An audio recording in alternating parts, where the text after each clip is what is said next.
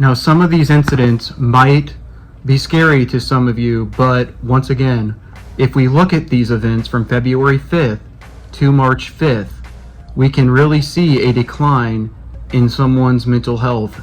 And we can also look at how he can get help today, because as mentioned, he is still currently fighting in the UFC. So let's break down these events in regards to Tony Ferguson. Like and subscribe and leave a comment. So let's go ahead and take it to the board. And before we go any further, this video is to help somebody suffering with mental health problems. This in no way is to shame any UFC fighter or anyone in regards to that, and in particularly Tony Ferguson, because he is a true you-know-what. He is dope, he is a good fighter. I really hope at some point he does take his mental health a little bit more serious, but I just wanted to start with that. This is to help people, and this is not to stigmatize mental health as being something bad. This is to destigmatize in regards to mental health. This is to help people and show you can get help, and it's necessary, if you need it, and also it's normal. Everyone has their own personal problems. We're humans. We're not perfect. Let's go ahead and jump right on into it. Like and subscribe, and we'll see if we can figure out a resolution as well. Now, I know that bottom down there might be a little hard to see, but we're going to go ahead and jump right on into it at the very bottom. So remember, this is Tony Ferguson. So we're going to be discussing, there are 5 key events in particular in 2019 right here. So in 2019 in specific, starting on February 5th, there first and foremost in 2019 was an account from his wife, and it was a statement she made in regards to how he has been acting. So this is all stuff that the wife is saying, well, not really allegedly, these are statements she did come out with. So let's go ahead and start. February 5th, so Tony Ferguson. And actually, let me preface it with this. Before I'm not going to say his losing streak in the UFC, back when he won the Ultimate Fighter, this is back in 2011, he had an outburst and incident, which they tried to put him on risperidone, and he did for a while. It doesn't really give much insight into how long he took it, but it seemed he was more calm for a little bit. So I'm assuming he probably did take the medication. So this was back in 2011 when he was younger, coming into his prime. Now, February 5th of 2019, right? So his wife recounts that Tony believed that there was a great flood. He convinced his family they were not safe. He also bought a life raft. And remember, this is me summarizing what is actually going on here. But this is to summarize kind of what his wife's account of this is. So he's having delusions, thinking his family needs to move because of a great flood, and I believe also because of, it was like an equinox in the moon or something like that, something with the moon. But he actually bought a life raft, told his family they were not safe, and actually drove his family. He drove his family like 111 miles out to try to protect them from this great flood, which once again obviously came back down to earth. He agreed to get help. However, at this point he still didn't, but he was the key in this is the initial aspect of the psychotic break, which we'll discuss next. He was able to rationalize and calm down on his own, which is a good thing. However, at this point right here, he should have been required to get psychiatric help, because he could have avoided some of the stuff that's going to follow, which can be a little disturbing in my opinion. So he could, at February 5th, he was able to calm down from these delusions. On February 12th, his wife recounts a psychotic break. Okay, so once again, I know it's hard to get treatment from February 5th to February 12th, 7 days, but you know, it would have been nice if he could have gotten treatment, but he did have a psychotic break, which with men it can be in their 20s, early 20s, late 20s, but psychotic break. And the biggest thing was he went to him where he truthfully believed she was someone else. So she's saying that when he had this break, he was seeing her as not his wife. Once again, he said he would get treatment, didn't, but we move on to February 16th, and the key with February 12th is he wasn't particularly violent yet. Just really the key is he was very suspicious, so suspicion. But with this, as it says, a psychotic break. Still, with the delusions. Now, psychotic breaks can be defined a little differently, but that's what it states in the paperwork.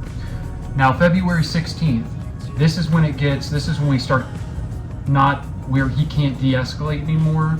He's more so escalating. On February 16th, this is a summary, he unplugged the fridge and turned off the house power. He really ultimately believed that there were secret cameras in house. So with this, remember, he's had a psychotic break already, not treated, saying he's going to get treatment, doesn't get treatment. On February 16th, and look at kind of how fast these first four events ravel. I mean, from February 5th to February 19th. So, turns off the power, remember, increased paranoia and delusions, and he even tore the mirror off the wall. Tore the mirror off the wall. So, at this point, the aggression is I'm just going to write it here. Aggression is a problem. I'm just going to write aggression. It's a concern. Moving here, his wife even recounts in this time period really being scared, not wanting to live with him.